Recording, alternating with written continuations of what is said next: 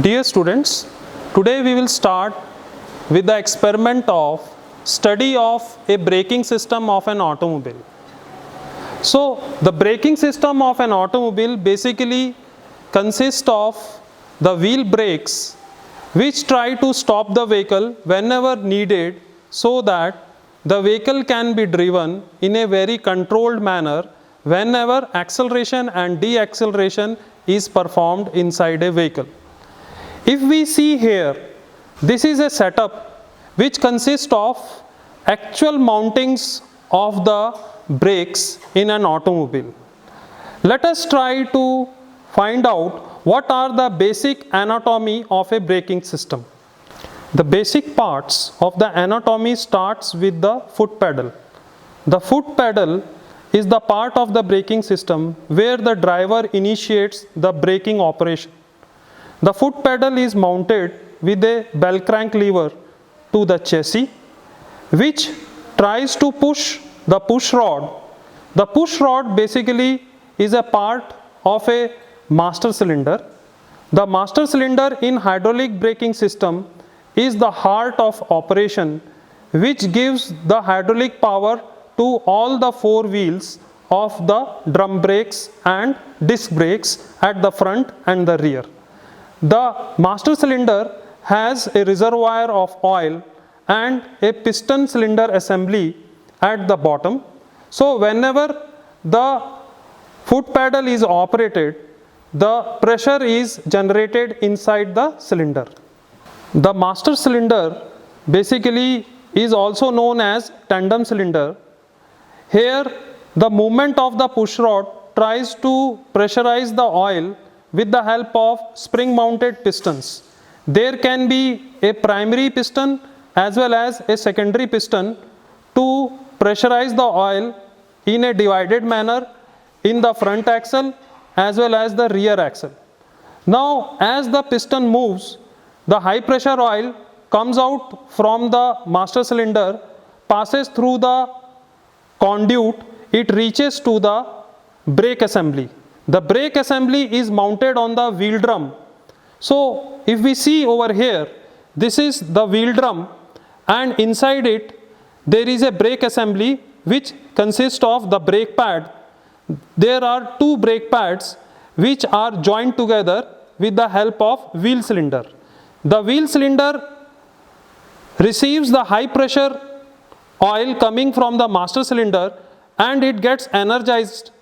Due to the energizing of the cylinder, it expands on both sides, that is on the right as well as in front, which forces the expansion of this spring and pushes the brake shoe against the inner surface of the brake drum. So, this is the brake drum against which the brake shoe slides and it tries to stop the rotation of the wheel.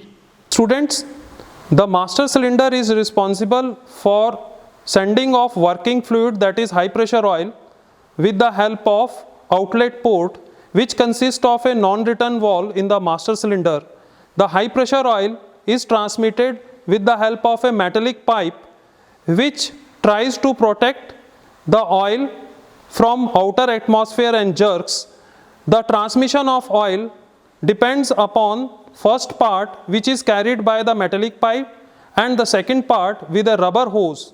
The purpose of this rubber hose basically is to accommodate the movement of suspension system and turning of the wheels at the front and the rear. So, this high pressure oil goes to the front axle. The front axle basically consists of a wheel drum mounted with a disc brake. This is the caliper of the disc brake and the disc is mounted on the wheels.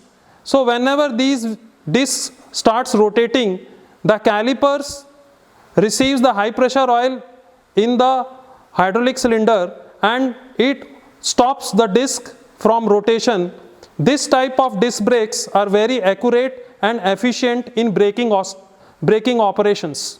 The master cylinder also has another outlet of high pressure oil. The another outlet of the master cylinder is used to supply the high pressure oil to the rear axle. Generally, the rear axle of automobiles consists of a drum brakes, whereas the front axle consists of the disc brakes. So, this conduit of high pressure oil at the rear axle operates the drum brakes of the wheels of the rear axle. The front axle, as I was telling you, consists of a disc brakes. The disc brake assembly basically consists of a wheel mounting. The wheel hub is integrated with the disc, and this is the part of the rotating wheel. So whenever the wheel is rotating, the disc is being integral part of the wheel is also rotating. This is the caliper. The caliper is the body on which the piston which operates the brake shoe is mounted. So whenever the piston receives the high pressure oil, the brake shoe is pressed against the disc of the wheel that is rotating, and it gets stopped. Now here I am showing you a caliper which has been taken out from the wheel mounting. The caliper basically consists of a hydraulic cylinder, and this hydraulic cylinder receives the high pressure oil from the master cylinder.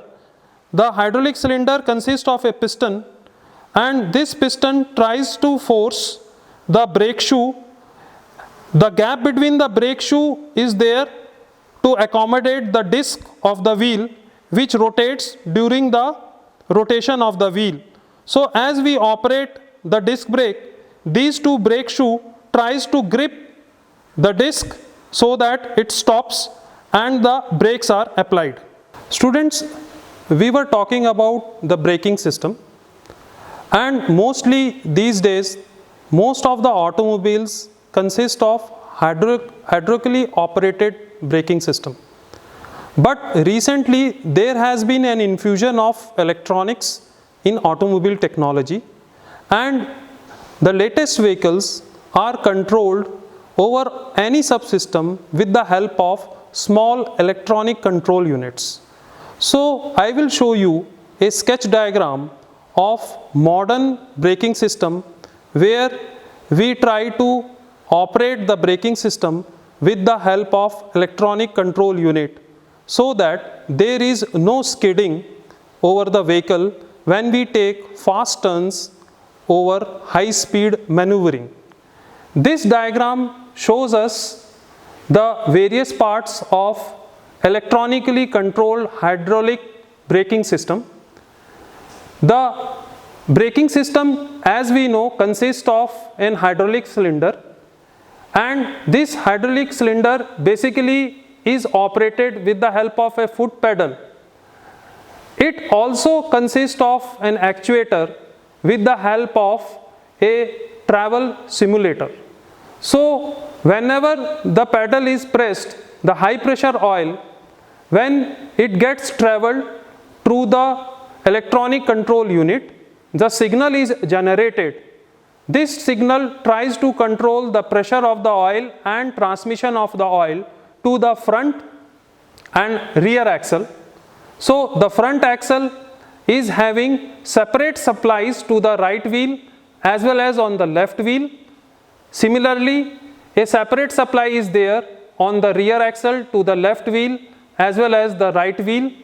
This tries to give us a preferential control per wheel so that the dynamic conditions during high maneuvering velocities can keep the vehicle stable.